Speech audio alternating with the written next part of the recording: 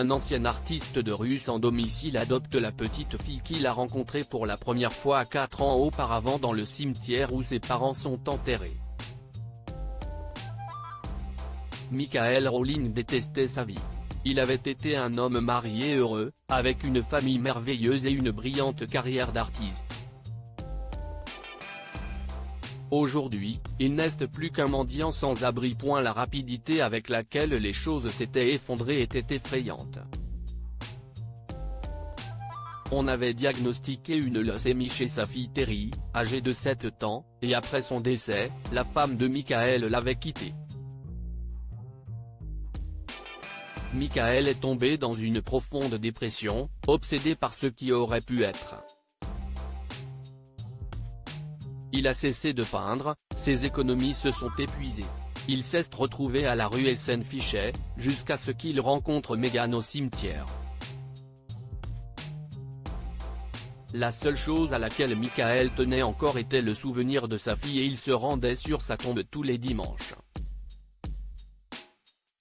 Un dimanche particulier, il était assis près de la tombe de Terry, lui parlant, lorsqu'il entendit des sanglots silencieux.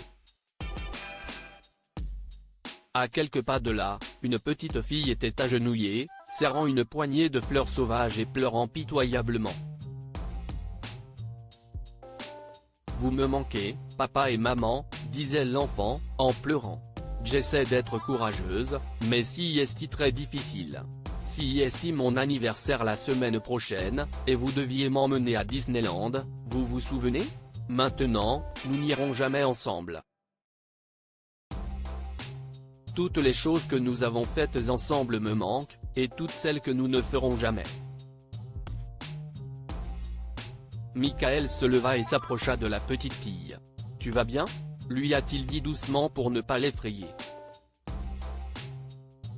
L'enfant a levé les yeux vers lui, le visage gonflé et taché de larmes. « Oui », a-t-elle dit poliment. « Je vais bien. Tu es ici toute seule ?» a-t-il demandé. « Non », a-t-elle répondu.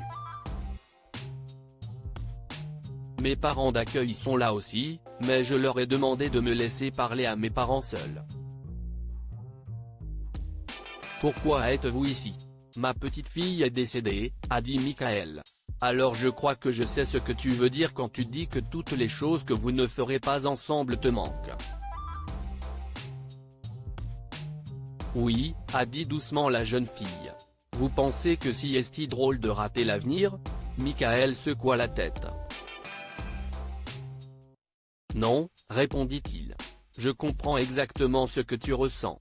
Quel est ton nom ? » « Je m'appelle Meghan », a-t-elle répondu. « Et vous, qui êtes-vous et comment s'appelait votre petite fille ?» Michael a souri et a dit « Je suis Michael, et le nom de ma fille était Teresa, mais tout le monde l'appelait Terry. » « Ma mère s'appelait Donna et mon père s'appelait Francis, mais ils détestaient ça », a dit Meghan. Alors tout le monde l'appelait Frank.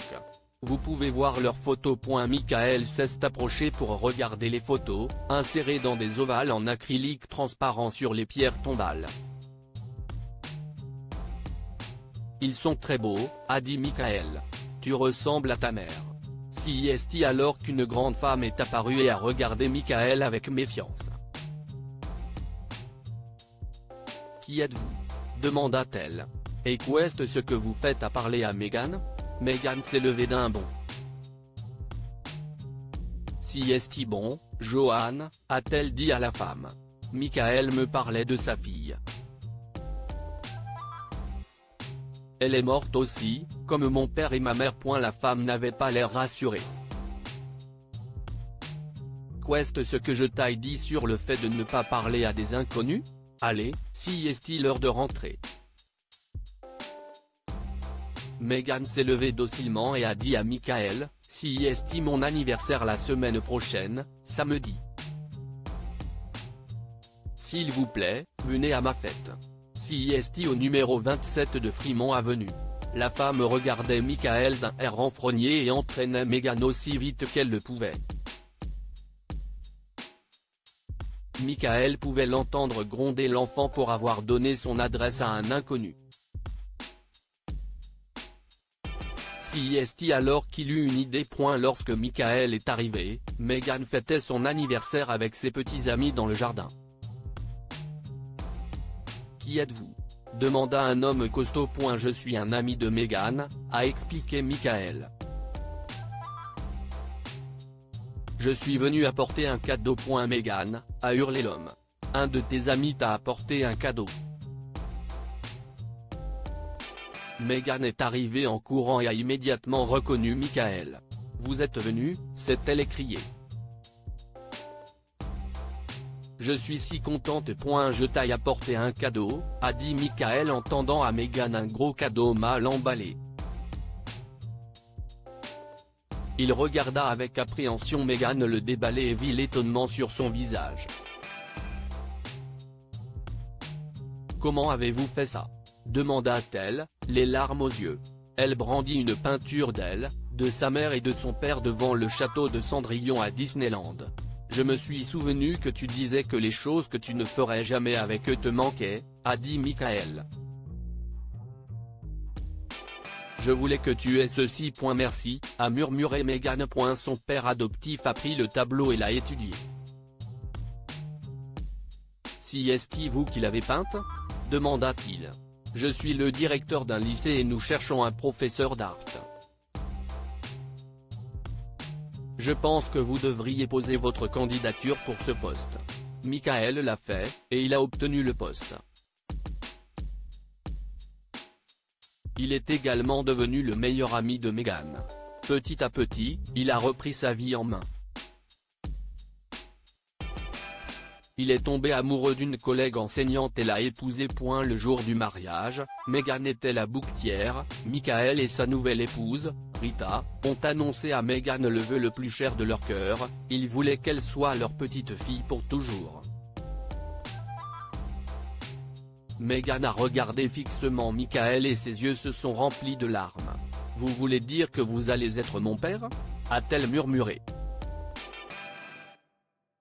Vous et Rita, vous me voulez ?» « Oui, » a dit Michael avec douceur. « Si tu es d'accord, ce sera le plus beau cadeau de mariage de tous les temps. »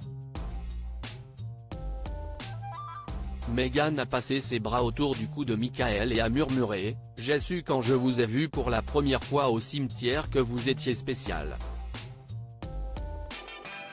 Je ne l'ai jamais oublié. Maintenant, je sais pourquoi. 4 ans après avoir rencontré Meghan au cimetière, Michael et sa femme l'ont adopté. Il avait de nouveau une famille et Meghan avait une maman et un papa aimant. Chaque année, le jour de son anniversaire, Michael fait une peinture de Meghan avec ses parents dans un endroit où ils ne sont jamais allés. Cette année, CIST Paris, l'année prochaine, peut-être le Groenland ou l'Amazonie.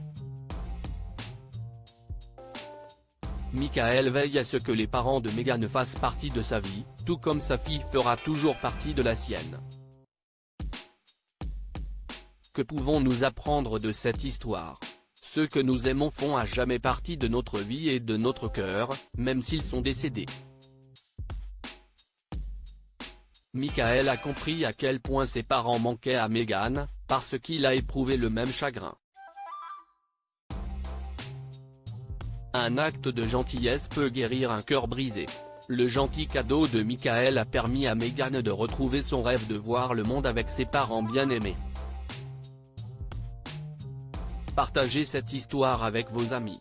Elle pourrait égayer leur journée et les inspirer.